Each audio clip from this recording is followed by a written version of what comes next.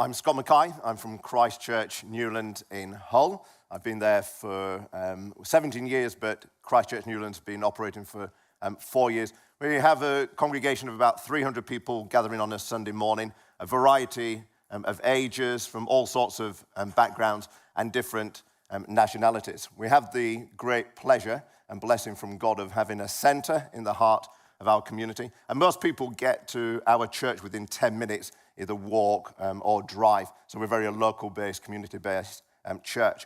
So this afternoon I'm going to speak to you about the strategy that we've employed over the last 4 years in trying to seek to reach parents to move them from the school gate to the church doors. Really, we've taken a twofold approach to this. The first one is this, that they need someone to invite them. They need someone to invite them. And that someone is primarily going to be one of our congregation. It could be a child themselves or a teenager or fellow parents, grandparents, carers, but they need someone to invite them along. And so we needed to resource and equip our parents and also work upon their hearts to want to be inviters, to want to connect and invite the other parents along to things. How do we do this? Well, we were providing various training throughout the years through our life groups and through book recommendations like Mac Starr's Evangelism and Paul Williams' Intentional, putting on day courses, evenings, events, trying to work on different people's hearts and to give them the knowledge and experience to want to engage with fellow parents on the schoolyard. So our aims were to instill and grow in our people 3 things. A desire to invite, so convictionally, they bought into the fact that they, as fellow parents, need to be inviting.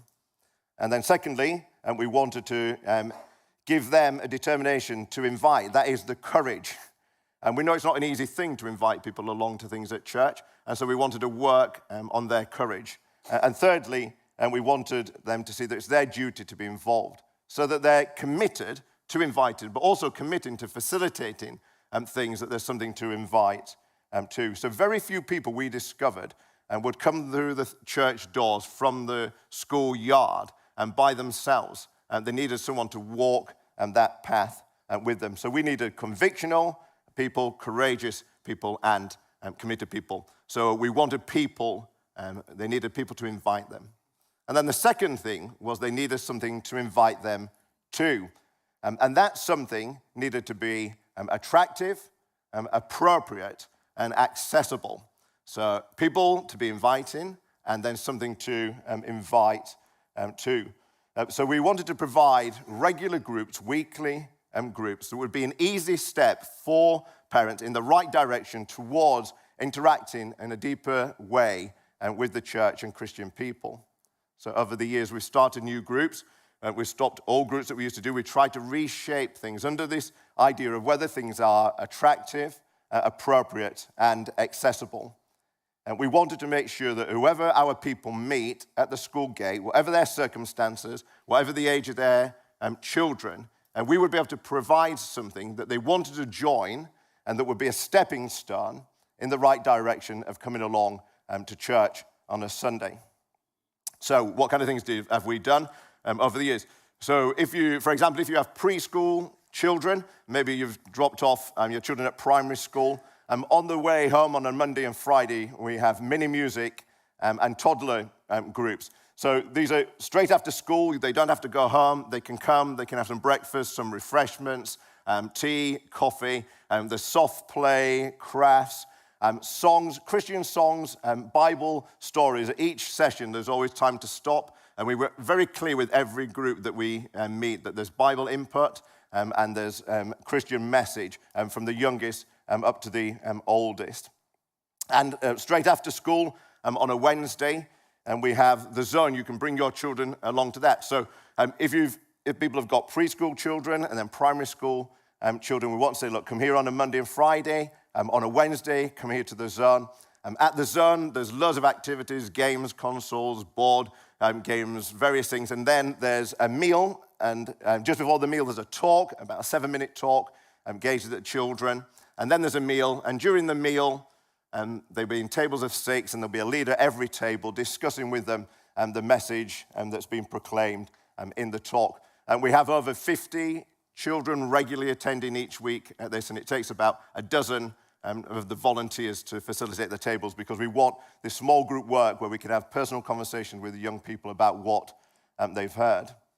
And because we don't want to lose that contact, because we continually wanting to increase contact and engagement with families from the first time that they have a child right up to their children going through school. On a Thursday evening, we have the base, which is for secondary school children, and they can come along, again, a variety of activities and games, various things, food, another Bible talk, and then they break into an older and younger group to discuss this with their leaders. Again, this has been very popular. We've seen traction through from the smallest groups, the preschool groups, all the way up into secondary school. So we keep in contact with families and with parents through the 18 years of the children's life as we keep them at these groups. It's vital that we get the church involved in this and motivated it, because it takes a lot of people to facilitate these groups on this scale of things. And so 3 times a year in our life groups, there's videos that come from these groups, showing what's happening in the groups, asking them to be praying about the group, showing the needs for the group, and trying to instill this vision of inviting someone to invite them and something to invite to, and so that it becomes part of our culture as a church that we go along with this.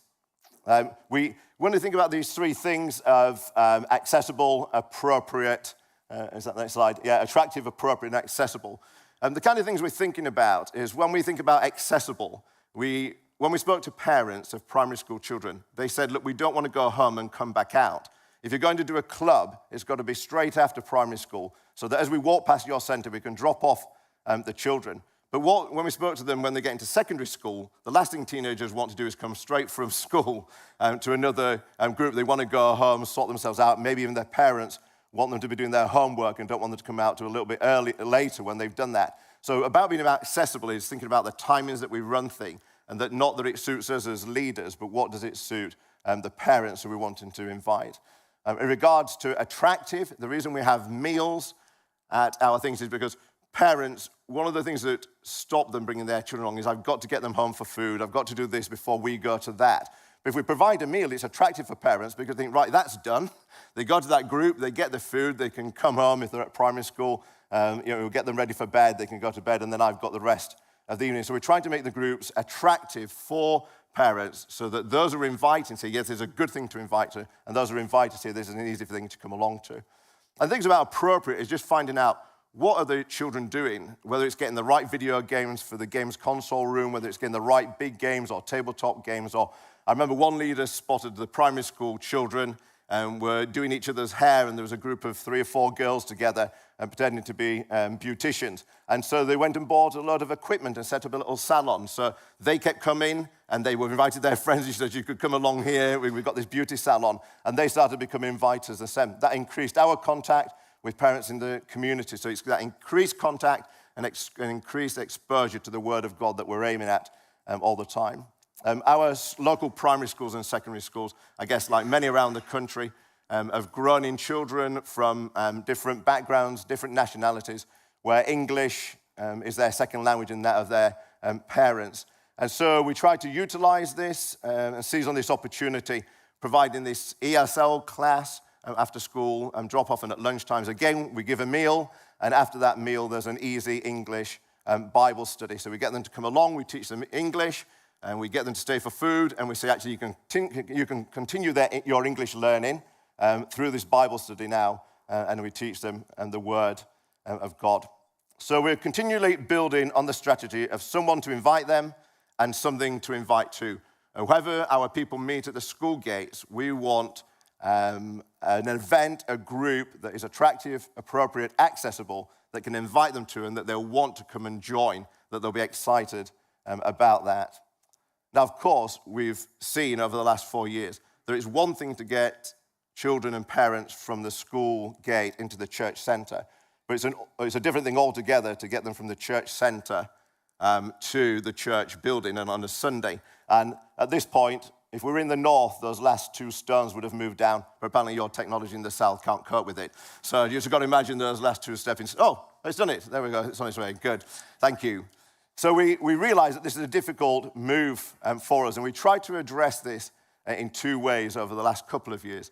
And the first thing is getting parents to not see the hour and a half when they drop their children off as their opportunity to go home, but to encourage them, talk to them, and train them to say, what could you do in that hour and a half with the parents? Could they come to yours for a coffee? Could you go out for a coffee? Could you go for a walk? How could you engage them during that time? And so we're trying to think about that to increase that contact, because of course the children are not going to bring themselves on a Sunday.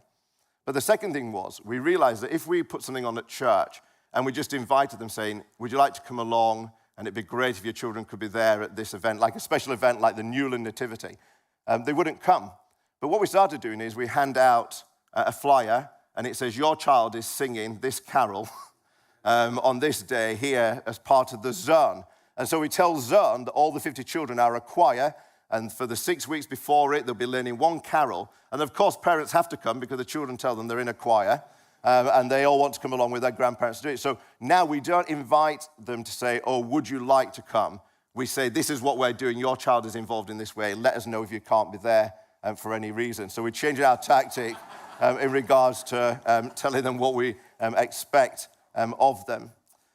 Now, at these services, we seek to mobilize the congregation, even if they're a little bit older and they haven't got children at home. They might be grandparents. Come along, engage the parents, talk to them.